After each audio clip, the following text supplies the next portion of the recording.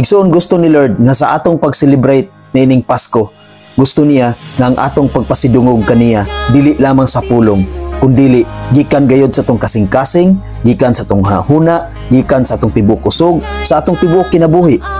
Mao kanay gusto ni Lord nga mahitabo sa atong tibuok kinabuhi, igsoon. Dili gusto si Lord nga masayang ang atong kinabuhi nining nga kalibutan. Gusto ni Lord, igsoon, nga siya lang gayod ang atong pasidunggan, siya lang gayod ang atong simbahon. Dili gusto ang Dios nga mahitabo kining giingon ni Isayas alang kanato.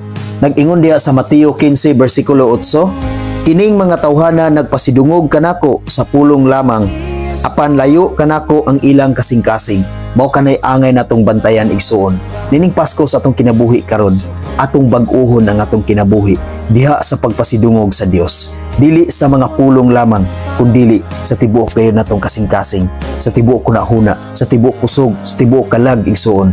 Walay laing pasidunggan, walay laing simbahon kundili ang Dios. Magmatinud-anon kita kanunay sa atong pagsimba sa Dios. Kitang tanan nasayod sa tag-satag sa kakaugalingon. Kung unsa ang Dios sa atong kaugalingon, kung kinsa si Kristo sa atong kaugalingon, nasayod ang matag-usa kanato. Igsoon, kinahanglan nga sa atong pagsimba ang atong kasing-kasing muduyog usab ni ana. Dili pwede na nagsimba kita sa Ginoo apan layo ang atong kasing-kasing ngadto kaniya. Kung na-experience man nato kana, igsoon, kung naa man nato kana karon, igsoon, ato gayud kanang usbon nining Pasko nga niabot sa atong kinabuhi. Tungod kay moabot na usab ang laing tuig sa atong kinabuhi. Gusto ni Lord nga atong sugdan ang atong pagsimba kaniya nga matinud-anon gayon, nga kinasing-kasing gayon, atong tinud-on ang atong pagsimba sa Ginoo, igsoon. Tungod kay nag-ingon diha sa Mateo 15 versikulo 9, walay kapuslanan ang ilang pagsimba kanako, kay ilang gitudlo ingon nga balaod sa Dios ang mga sugo nga hinimo lamang sa tao. Igsuon atong buhaton nga mahimong mapuslanon ang atong pagsimba sa Dios.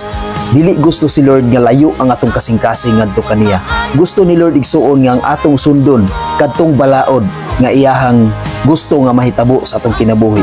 Gusto ni Lord nga kadtong iyang mga sugo mao ang atong sundon. Dili kadtong sugo nga gibuhat sa katigulangan kaniadto. Kung kana nga mga sugo, igsuon, binuhat lang kana sa tao ug dili kana binuhat sa Dios. Gusto ni Lord, igsuon, nga kadtong iyang balaod, kadtong iyang sugo, mao gayud ang atong buhaton, mao gayud ang atong tumanon.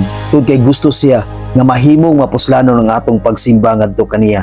Tungod kay kung atong buhaton ang mga butang nga dili uyon sa iyang kabubuton, kung atong tumanon ang mga sugo nga sugo lamang sa katawhan, nga sugo lamang sa katigulangan kaniadto, balaod lamang sa mga katawhan kaniadto, balaod lamang sa mga katigulangan kaniadto, ingon siya, walay kapuslanan ang inyong pagsimba kanako. Tungod kay layo ang inyong kasing-kasing ngari kanako.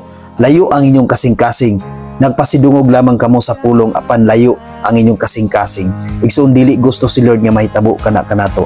Gusto ni Lord, igsoon, nga matinud-anon kita nga mosimba ug moalagad kaniya. Gusto ni Lord, igsoon, nga mahimong mapuslanon ang atong kinabuhi samtang buhi pa kita nining kalibutan. Mao igsoon, gi-encourage ko kamong tanan nining Pasko nga niabot sa atong kinabuhi nga magmatinud-anon kita sa atong pagsimba ug pag-alagad sa Ginoo, nga mahimong mapuslanon ang atong kinabuhi dinhi sa kalibutan, nga ang atong tibuok kasing-kasing, ang atong tibuok hunahuna, atong tibuok kalag, atong tibuok kinabuhi, walay laing pasidunggan, walay laing ipataas, walay laing alagaran, kundili ang Dios nga tag-iya sa atong kinabuhi ug ang Dios nga tag-iya sa langit ug sa yuta. Amen. God bless sa tanan.